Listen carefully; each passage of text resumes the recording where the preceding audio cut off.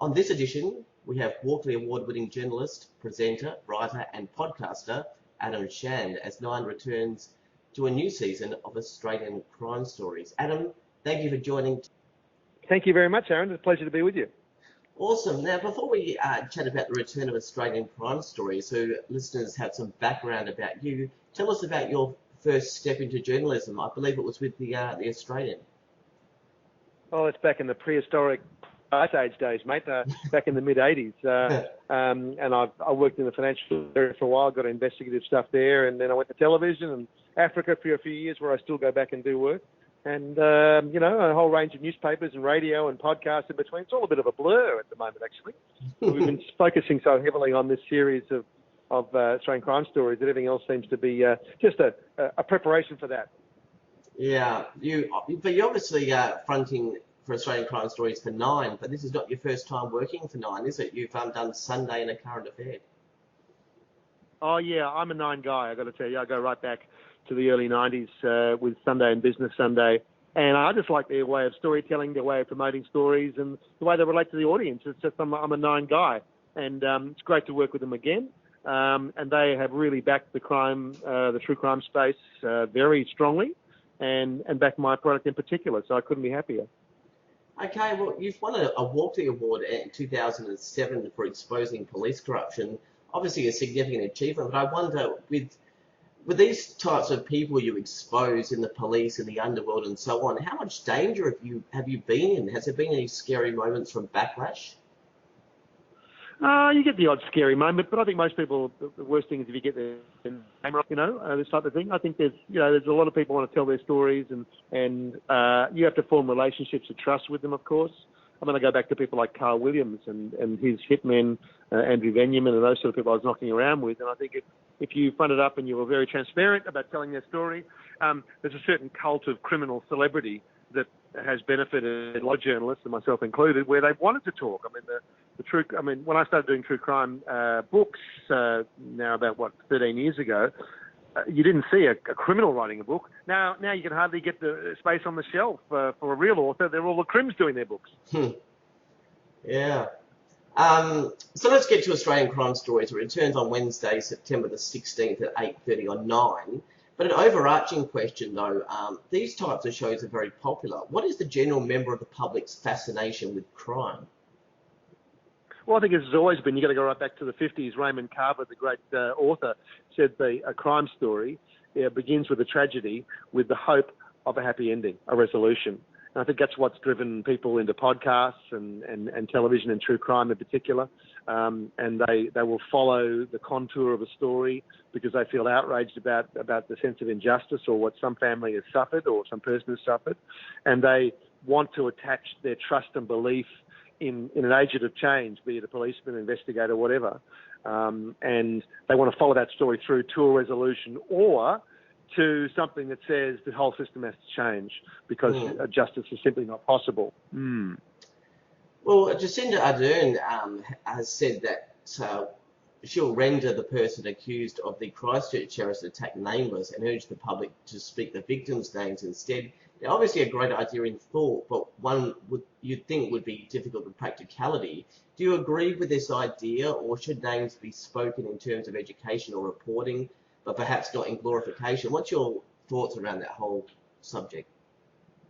Well, it's all well and good for politicians to talk about, let's not glorify, I think that we have to know the story.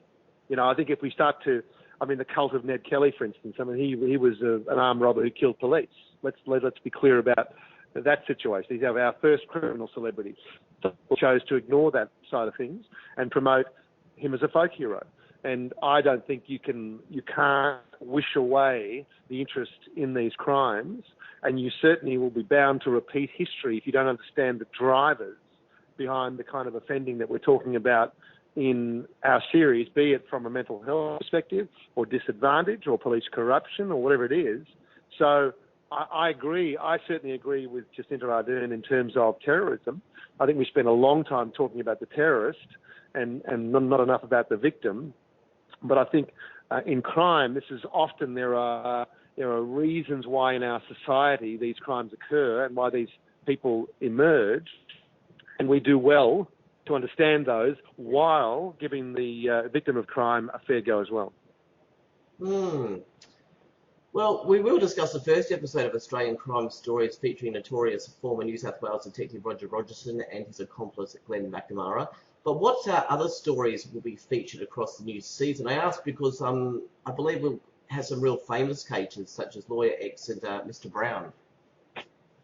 Yeah, exactly. Lawyer X is a fantastic case. It's one of the greatest characters of justice in Australian history, and I don't think that we've been well served by the media so far on this story. We've seen Nicola Gobbo go to the ABC and control her narrative completely, whereby she paints herself as a victim, and that she was only doing what she was asked to do. And there's a whole range of unanswered questions that we look at in our story, which actually I think is in the public interest. Her role in at least having knowledge, allegedly, of 2 murders, her conniving with police to produce outcomes which were not in the public interest. She's rarely addressed those burning questions. I've done it on a podcast as well called Lawyer X Understate, as well as our Australian Crime Stories Lawyer X, The X Factor. So I think this drives the argument a lot further. We've seen the Royal Commission down here basically decline to say whether they're going to charge anybody. And I think now the public is left with a situation where the police will be investigating themselves, and they have a common interest with Nicola Gobbo of minimising what was an absolute travesty that went on for a decade. Yeah, a thought just came to mind though with Lawyer X, because you obviously have some extensive background with that. Obviously, there was the Underbelly type series, the Lawyer X one recently. Was that, as far as you know, a fairly accurate portrayal of what happened, or being a TV show, was it a lot further than probably the truth? The story was still unfolding when those things were made, so it's a bit like talking about the coronavirus halfway through. Yeah. You're not going to get the whole story. And I think the significance of what Nicola Gobbo has done will only be apparent when we start seeing the crooks walking out of jail because of what she's done. So the rock hasn't even hit the pond yet, in a sense. The ripples haven't even started. We've been told half of the story. And I think they were commendable efforts to be able to tell a story that was like a train rushing to its destination, only halfway there. Mm. So I would never gainsay their efforts there, but I think we now have the luxury of time to sort of see where this will go from here. The media release talks about yourself chasing down fresh leads and revealing new evidence in some of the stories. Obviously, no spoilers, people have to watch, but what kinds of evidence are you talking about? Is it perhaps new witnesses or fresh CCTV footage? What sort of new evidence might come about? Well, it's a combination of looking at all evidence, but also testing the assumptions, even in older stories that are resolved. Understanding, for instance, in our story called A Deadly Friendship on Jonathan Dick, the man who killed his brother with a sword here in Melbourne, I don't want to give a spoiler here, but he ends up being found not guilty on the grounds of mental impairment. So we're going through every single piece of evidence to suggest or to work out whether that's appropriate, and have the interests of the victims been properly balanced with the necessary concentration on mental health and the reasons for offending. So that's a really important public debate, and it's about going through the evidence, talking to people that you don't normally get to speak to, the friends of Jonathan Dick, his former best friend, people he knew all the way through. So understand what his character was and what happened. Yeah. Well, let's have a look at episode 1. That looks at former disgraced detective Roger Rogerson and his accomplice Glenn McNamara and the conviction of murder for Jamie Gow. I'm not sure how insensitive this question is, but what are your thoughts on the sloppiness of this murder? It's just from my opinion, obviously watching the episode. Roger Rogerson joined the police in 1958 and has decades of service. He obviously is aware of evidence, DNA, later in his career, how bodies have been successfully disposed, CCTV footage. It looked like a couple of amateurs, really, Dumb and Dumber. Did Roger just think he was invincible, or was this just carelessness? Well, it might have looked like that. It might have looked like it was incredibly sloppy. But Roger had one thing in his mind all along. He knew that there were cameras at that facility where they murdered Jamie Gow. He knew that. He knew they were all over the place. But he also knew the footage would be erased within 2 weeks. So the police only had a very, very short window. And this was a brilliant piece of police work by Russell Oxford and the Homicide Squad, New South Wales, that actually unravelled this, because they followed this through. Can you imagine? They get a tip-off that a drug deal is taking place near to this location. So they start to do surveillance there, and they look at all the cars in the area. Whose car do they see? Roger Rogerson's, okay? And they see the cars go off towards the storage facility. They follow the trail. They get the CCTV. They start off 2 or 3 days behind the killers, and by the end they've caught up and they've arrested them.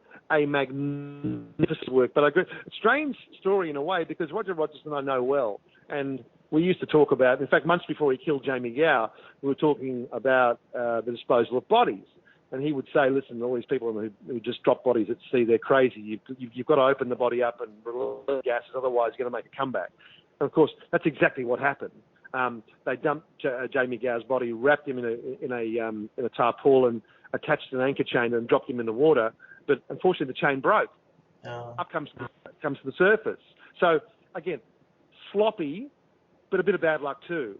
But I think overall, just a really great investigation by Russell Oxford, who incidentally used to idolise Roger, as a great detective, and won all these awards and things. And so it was a very interesting tribal moment where New South Wales Police finally had to excise the influence of Roger Rogerson, because he could still find out what was going on in the investigation, unbelievably, even to this day. So he's left a very deep stain on New South Wales Police, and I think this was a great thing to see him put away. And I think what we're also going to see is people now emboldened talk about other crimes that he may have committed, and also the way that he got into the media and tended to manipulate the way stories were told about him and others. He was a very, very clever man, ruthless, and a total psychopath. Well, on that, it appeared at one stage that he was a good cop, and then sort of towards the end of his career he crossed to the dark side. But stories, evidence and testimony seem to indicate that he walked the dark side, for a better term, from much, much earlier in his career, perhaps as early as the 1970s. Is that right? Well, you got to look at the culture of what was going on in New South Wales at the time and what the public expected of police. We had like an epidemic of armed robbers at the time. Organised crime was flourishing. There was a lot going on, and there was a hopelessness amongst the public about the effectiveness of the police to win the streets. Roger and others decided that they were going to address that, and their superiors backed them in, and they, for a long time, had a lot of success. So it's easy to look back and say everything was bad and wrong in those days, but there's no doubt Roger was a very successful policeman.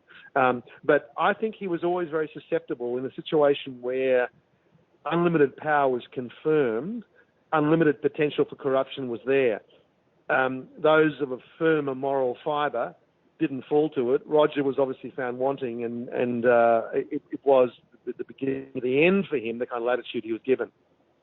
Well, obviously, he was convicted in 2016 for the murder of Jamie Gow. Roger Rogerson basically claimed that Glenn McNamara did it. Glenn claimed that Roger did it. Both went into that storage shed. Both came out, and Jamie was dead. There seems to be no forensic evidence of actually who did it, but both were convicted.